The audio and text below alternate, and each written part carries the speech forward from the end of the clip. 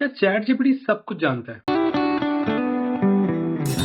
Hi welcome back to my channel. तो जैसे कि हमारा क्वेश्चन था, चैट जीपीटी सब कुछ नहीं जानता, क्योंकि अगर मैं उससे अपनी ऑर्गेनाइजेशन की पॉलिसीज के बारे में पूछूंगा तो उसको नहीं पता होगा। बट अगर मैं चाहता हूं कि एलएलएम्स मुझको अपने डेटा के अकॉर्डिंग भी आंसर करे, तो ये कैसे पॉसिबल होगा? क्योंकि एलएलएम्स के पास जो नॉलेज होता है वो लिमिटेड होता है। अगर उसको कुछ न्यू चीज पूछी गई जिसका आंसर उसके पास नहीं है, और इनकेस उसकी ट्रेनिंग अच्छी हुई है, तो बता देगा कि ये आंसर उसके पास नहीं है, या फिर वो हेलुसिनेट करेगा। तो यहीं पे कॉन्सेप्ट निकल के आता है रैग। रैग का इस्तेमाल करके मैं एलएलएम्स के साथ अपना डोमेन स्पेसिफिक डेटा ऐड कर सकता हूँ। ये डेटा आपकी कंपनीज की पॉलिसीज हो सकती है, आपके कॉलेज के नोट्स हो सकता है, आपका बिजनेस का सेल्स डेटा हो सकता है। तो अब ये काम कैसे करता है? जब भी कोई यूजर एक इनपुट देता है, तो सबसे पहले सिस्टम रैग डेटा सोर्स में जाके इंपॉर्टेंट इन्फॉर्मेशन रिट्रीव कर लेता है, फिर उसको यूजर इनपुट्स के साथ ऑगमेंट कर देता है। उसके बाद ये सारा डेटा एलएलएम्स के थ्रू पास होता है, जिसकी वजह से यूजर इनपुट के अकॉर्डिंग आंसर जनरेट किया जा सके। इसी को कहा जाता है रिट्रीवल ऑगमेंटेड जनरेशन, रैग। तो जो इन्फॉर्मेशन एलएलएम्स के पास नहीं थी, वो इन्फॉर्मेशन आपने रैग के थ्रू उसको पास करी। यहाँ पे एक इंपॉर्टेंट पॉइंट ये है कि एलएलएम्स को रैग डेटा सोर्स पे ट्रेन नहीं किया जा रहा है, वो बस आंसर जनरेशन के लिए यूज हो रहा है। तो इससे आपका स्पेसिफिक डेटा आपके पास सेफ रहता है।